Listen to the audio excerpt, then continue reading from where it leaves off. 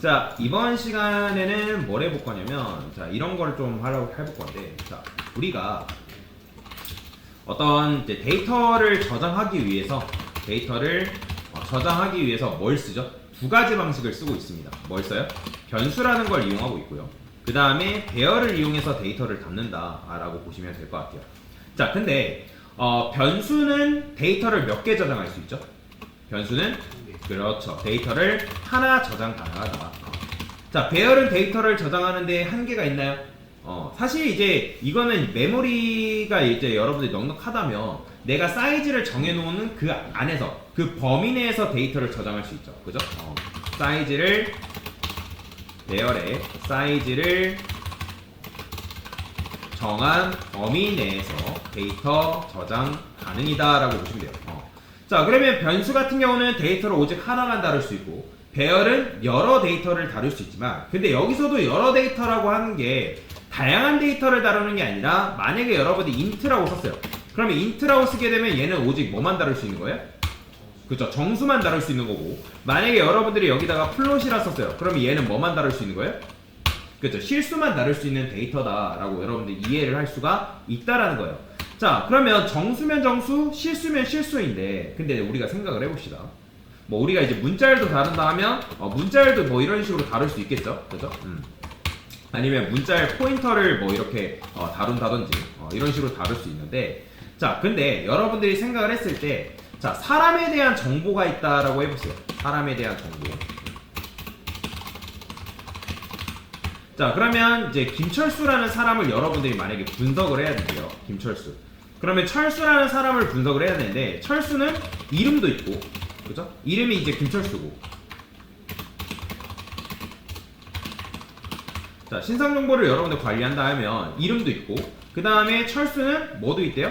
나이도 있어요. 나이. 그러면 나이는 한 27살 정도로 해봅시다. 자, 근데 이제 취미도 있대요. 일단 사는 곳이라 해볼까요? 자, 사는 곳은 안산 고잔동에서 거주한대요. 자, 그 다음에 얘는 이제 취미가 있는데 취미는 뭐 예를 들어서 운동을 한다면 뭐 헬스를 좋아한대요. 헬스를 좋아한대요. 자, 그러면 얘는 이제 문자열로 표현할 수 있는 거고 얘 같은 경우는 얘는 지금 정수로 표현할 수 있겠죠. 자, 그러면 철수는 키도 있대요. 자, 키 같은 경우는 얘가 키가 커서 180.3cm라는 키를 가지고 있대요. 그러면 얘는 뭐예요? 실수죠. 그죠? 얘는 문자열이고 얘도 문자열이고 정수랑 실수잖아요. 그죠? 그러면 이런 복합적인 데이터를 우리가 배열로 다룰 수 있을까요? 당연히 불가능하죠. 왜냐면 배열 같은 경우는 여러분들 인트라 썼으면 인트, 플롯이라 썼으면 플롯, 캐릭터라 썼으면 뭐 캐릭터 이런 식으로 정해져 있는 타입에 맞는 데이터만 다룰 수 있단 말이에요. 그죠? 자, 그러면 제가 이것과 관련해서 예시를 하나만 좀 설명드릴 건데 자, 여기 이제 배가 있대요. 바다가 있어요. 바다가 있는데 자, 바다가 있고 이렇게 그릴까요?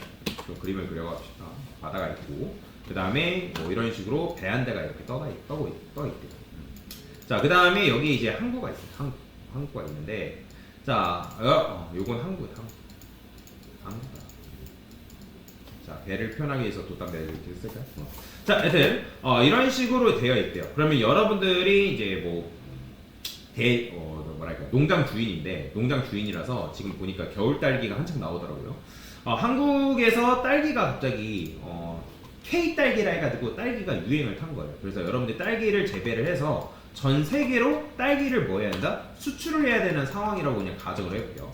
그래서 딸기 한 9상자를 이제 전 세계로 보내야 된다고 가정을 했을 때 하나는 뭐 예를 들어서 뭐 미국, 하나는 뭐 싱가포르, 하나는 뭐 중국, 하나는 뭐 호주 뭐 등등 전 세계 각각으로 K 딸기를 전파를 해야 되는 상황이래요. 자, 그런데 이 딸기를 그러면 우리가 배에다가 실어가지고 또는 뭐 비행기라 해도 상관없지만 어쨌든 이제 보내야 되는 상황이래요. 그냥 배라고 합시다. 자, 그러면 여러분들이 이 딸기를 몇 번 보내야 되는 거예요? 전 세계로 보내야 된다고 하면? 그쵸? 9번 보내야 되는 상황이에요. 그런데 자, 전 세계로 보내야 되는 그 딸기를 만약에 이런 식으로 묶어놨어요. 컨테이너 박스에다가 담아놨다고 가정을 하면 이건 좋은 걸까요? 안 좋은 걸까요? 그렇죠. 당연히 좋지 못하겠죠. 왜? 왜 좋지 못한 거예요? 그렇죠. 따로따로 보내야 되는 상황인데 여러분들이 이거를 묶어놨기 때문에 컨테이너 박스에 묶어놨기 때문에 또 뭐 해야 되는 거예요? 아, 왜 이거 전 세계에 보내려고 하는데 한 박스에다 담아놓은 거야? 그럼 박스 해가지고 끄집어내서 미국으로 갈 거, 싱가포르 갈 거 뭐 해야겠죠? 그죠? 혹시나 택배 해보신 분들 계시나요? 저는 이제 뭐 제가 자랑은 아니고 저도 어렸을 때 택배를 진짜 많이 했거든요. 한 3, 4개월 정도 택배 했었는데 그때 당시 뭐 시고 5만 원 받고 택배 했었어요. 아우 죽는 줄 알았는데. 자, 여튼 택배 가보면 물류센터 가보면 물류 그 컨테이너가 딱 온단 말이에요. 그러면 그 물류 컨테이너에 한 곳으로 보낼 택배만 있는 게 아니라 전 세계로 흩어져, 그러니까 전 세계가 아니라 전국으로 흩어져 갈 수 있게끔 택배가 그냥 다 모여져 있거든요. 그러면 그거를 다 분리해야 되는 분류 작업을 다 일일이 해야 돼요. 그래서 택배 하시는 분들이 참 대단한 건데, 자, 그러면 어쨌든 그 컨테이너 박스 안에 엄청나게 전국으로 보낼 택배가 있기 때문에 그걸 다 분류를 해줘야 된단 말이에요.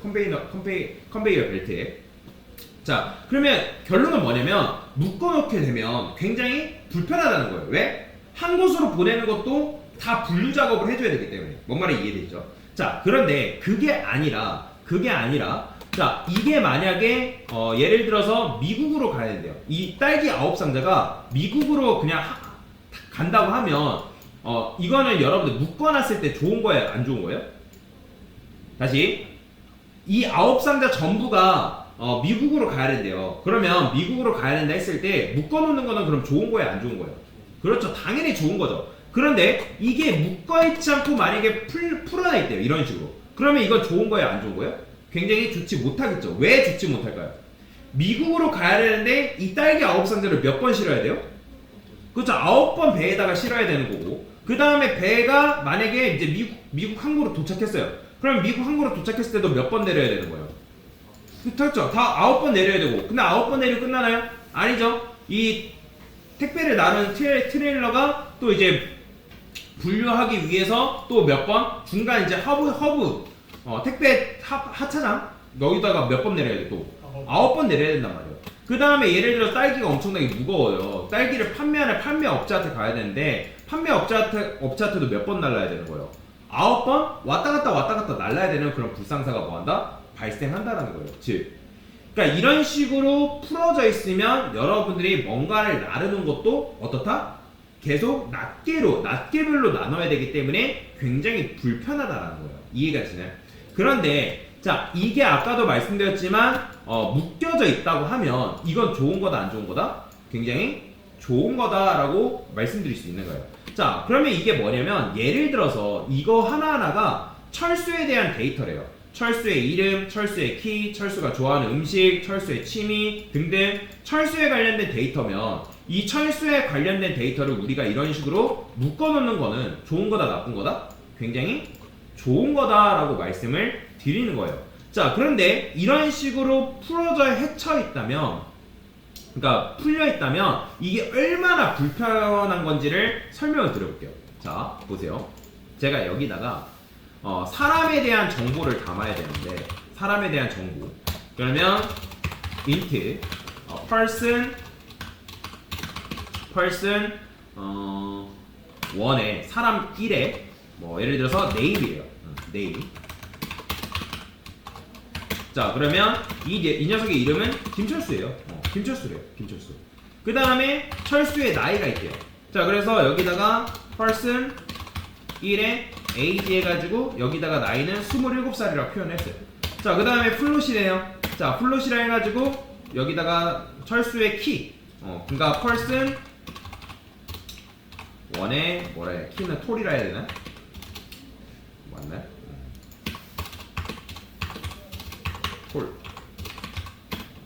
톨이라 하면 되나요? 키가 큰? 그죠? 사람의 키가 뭐라고 할까요?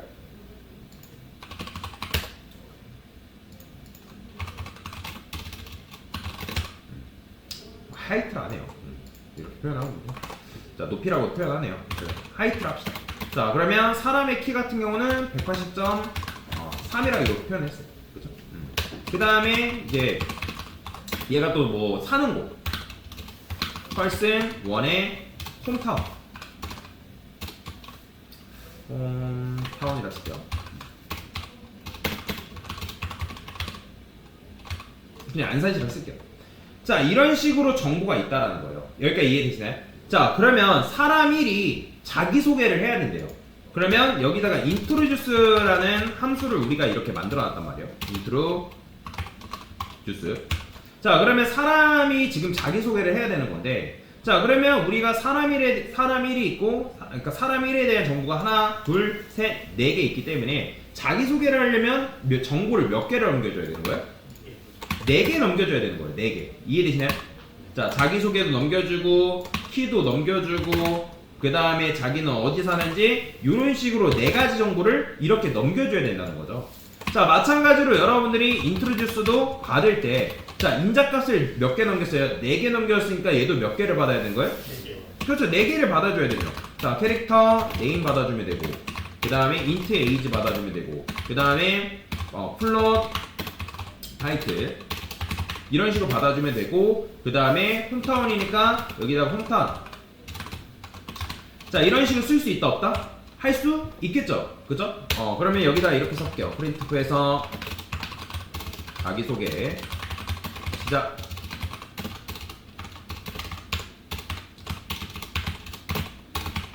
자, 이런 식으로 썼어요. 그 다음에 이름 %s. 그 다음에 얘는 나이, 그 다음에 키, 그 다음에 고향, 그냥 사는 곳이랄까요? 사는 곳. 그 다음에 이거는 그냥 홈타운 여러분들이 써주면 되고, 키는 하이트 써주면 되고, %f 처리해주면 되고요. 나이 같은 경우는 %d라고 쓰고, age 뭐 이렇게 써주면 되겠죠? 그죠? 자기소개 끝. 자, 이렇게 썼단 말이에요. 자, 그러면 실행해보면 어떻게 나와요? 자, 잘 나오죠? 그죠? 이거 이렇게 나오네요. 자, 하여튼 뭐 이건 무시하시고요. 그래. 짧게 나오게 하려면 이런 것도 가능해요. 여기다가 .0 이것도가? 문법 이게 맞나? 맞아. 자, .0이라 쓰면 이렇게 나오고요. 여기다가 .1이라 쓰게 되면 이건 뭐냐면 1의 자리까지 허용한다 그 말이거든요. 자, 그러면 깔끔하게 나오죠. 183이 이렇게 나옵니다. 자, 그러면 자, 생각해 봅시다. 지금 우리가 사람 1을 관리하는 것도 자기소개를 한다 했을 때 몇 개의 정보를 넘겨준다? 그렇죠. 총 4개의 정보를 지금 넘겨주고 있다라는 거예요. 그러면 예를 들어서 이게 1에 대한 정보인데, 사람 1의 정보인데, 사람 한 명이 더 추가가 됐대요. 그러면 사람 2의 정보를 우리가 또 담으려면 이걸 어떻게 해줘야 돼요? 자, 이걸 또 복사를 해가지고 여기다가 사람 나름대로 뭐 해야 돼요? person, to 이런 식으로 써줘야겠죠? 그죠? 그럼 얘는 이제 김영이래요. 김영이고 철수보다 한 살이 더 많대요. 얘는 키는 160.5라고 하고, 얘는 뭐 예를 들어서 시흥시에 산대요. 그 다음에 얘도 마찬가지로 자기소개를 해야 된다 하면 여러분들 어떻게 해야 돼요? 요거 다 넘겨줘야겠죠. 이런 식으로. 그죠? 이해가 되시나요? 그러니까 지금 이게 마치 뭐랑 같은 거냐면, 여러분들이 이런 식으로 해가지고 표현을 할 수는 있지만, 우리가 어떤 데이터를 처리하는데 그 데이터가 낱개로 풀어져 있기 때문에 그 데이터를 표현하기 위해서 어떻게 하고 있어요? 4개의 정보를 다 넘기고 있다는 거예요. 이해가 되시나요? 그러면 이런 식으로 여러분들이 아까 딸기 상자를 우리가 낱개로 풀어져 있다 했을 때 여기 배에다가 9번, 옮기는 거 9번, 또 9번 이런 식으로 처리하는 거는 뭐다? 굉장히 비효율적이라는 거예요. 이해가 되시나요? 비효율적이다.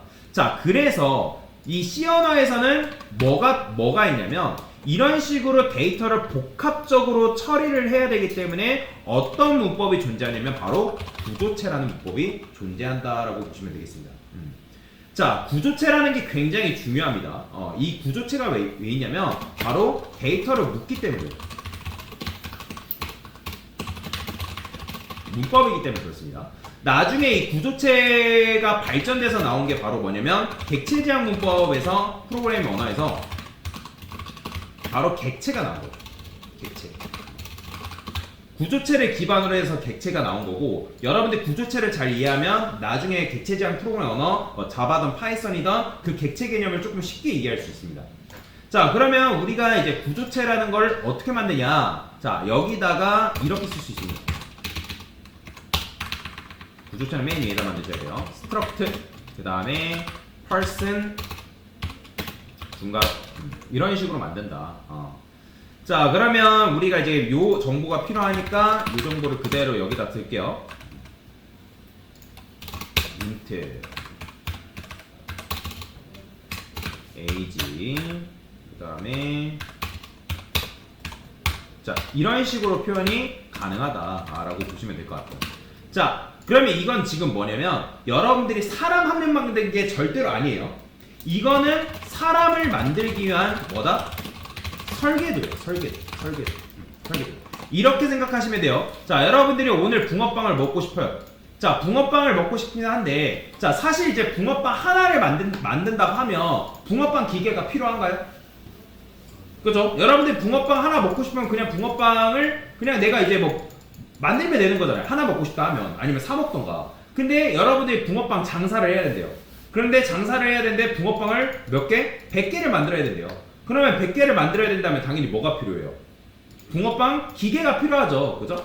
그러니까 붕어빵을 여러 개를 찍어낼 수 있는 뭐가 필요하다? 기계가 필요하다는 거예요. 이런 식으로 붕어빵을 찍어낼 수 있는. 그죠? 그래야지만 이제 붕어빵 100개를 우리가 만들어낼 수 있을 거 아니에요. 그죠? 그러니까 붕어빵을 여러 개 만들기 위해서는 뭐예요? 붕어빵을 위한 설계도가 필요하다는 거예요. 그죠? 마찬가지예요. 지금 여러분들이 이런 식으로 만든 거는 이건 뭐다? 사람을 만들기 위한 설계도지 이 person 요 자체가 뭐다? 사람이 아니라는 거예요. 이게 바로 뭐냐면 구조체거든요. 구조체가 바로 뭐다? 설계도예요. 설계도. 자, 그러면 여러분들이 얘를 가지고 뭐 할 수 있냐면 바로 사람 한 명을 만들어낼 수 있는데, 자, 어떻게 만들어낼 수 있냐? 여기다가 자, 이거는 복사를 해서 구조체를 사용하지 않았을 때랑 사용했을 때랑 비교를 하기 위한 코드를 좀 남겨드릴게요. 자, 여기다가 이제 변경을 해보겠습니다. 자, 사람을 지금 만들 거예요. 자, 어떻게 만드냐면, 자, 이게 지금 뭐 한 거냐면 사람을 한 명 정의한 겁니다. 자, 그러면 지금 메인 함수 안에 사람이 몇 명 있는 거예요? 그렇죠, 한 명 있는 거예요. 한 명. 그러면 만약에 제가 여기다가 P2 이렇게 써요. 사람 몇 명 만든 거예요? 그렇죠, 사람 2명 만든 거예요. 2명 생성. 이해되시죠? 자, 사람 2명을 만든 건데, 자, struct person이 뭐냐면 사람을 만들기 위한 하나의 이제 뭐다? 타입이라 생각하시면 돼요. 얘는 그냥 여러분들이 int a1 이렇게 쓴 거랑 똑같은 거예요. 그러면 a1에는 뭐가 들어간다? 정수값 들어간다. 그러면 struct person이라 썼기 때문에 얘는 뭐 들어간다고 생각하면 돼요? 사람 들어간다라고 생각하시면 되는 거예요. 이해되시죠? 자, 그러면 여기서 이제 p1이라고 우리가 이렇게 이제 사람을 설계를 했기 때문에 우리가 이걸 통해서 뭘 추측할 수 있냐면, p1이라는 거는 사람이라는 데이터겠구나. 그리고 사람이라는 데이터는 name, age, height, hometown이라는 이 변수를 가지고 있구나 라고 생각할 수 있단 말이에요. 그러면 그 해당 변수에 어떻게 접근할 수 있냐면 여기다가 p1.name 이렇게 접근 가능합니다. 얘도 마찬가지래요. 이렇게 쓸 수 있어요. p1. 그 다음에 p1. 그 다음에 p1 이렇게 씁니다. 이게 끝이에요. 그러니까 여러분이 사람 한 명을 생성하고 그 다음에 사람 1에 대한 정보에 대한 데이터를 담기 위해서 p1.name, p1.age, p1.height 이게 끝이라는 거예요. 자, 그러면 아까 말씀드렸던 것처럼 제가 묶는 건 좋은 거다 나쁜 거다? 묶는 건 굉장히 좋다라고 말씀드렸어요. 왜? 묶게 되면 한 번에 처리하는 게 가능하잖아요. 그러니까 여러분들이 한국 가면 항구에 컨테이너 박스가 왜 있어요? 컨테이너를 한 번에 실으면 그 물건을 다량으로 실을 수 있고 그걸 그냥 한 번에 이동시킬 수가 있잖아요. 그죠? 마찬가지죠. 그러면 여기다가 여러분들이 P1이라는 사람을 정의하고 이런 식으로 데이터를 집어넣은 다음에 우리가 인트로듀스 할 때도 마찬가지로 이렇게 낱개로 보내주는 게 아니라 어떻게? P1만 보내주면 끝이라는 거예요. 이해되시나요? 그리고 여기서도 받을 때 어떻게 하면 된다? 그냥 struct person P 이렇게 쓰는 게 끝이라는 거예요. 그 다음 여기다가 p.name, p.age, p.height, p.hometown 이렇게 할 수가 있다. 즉 낱개로 하나만 넘겨주면 돼요. 어때요? 아까 우리가 낱개별로 계속 넘겨주고 있던 그런 것들이 뭘로 퉁쳐지는 거예요? 딱 하나로 퉁쳐지는 거죠. 그러면 마찬가지예요. 사람 두 번째 사람도 그냥 이렇게만 여러분 어떻게? 이렇게만 써주면 된다는 거죠. p2.height, p2. 그 다음에 여기도 넘겨줄 때 어떻게? p2 이렇게만 넘겨주면 된다. 자, 그럼 출력해볼까요? 자, 표현되는 거 똑같죠? 그쵸? 어때요? 이렇기 때문에 우리가 뭘 쓴다? 구조체를 사용한다라고 보시면 됩니다.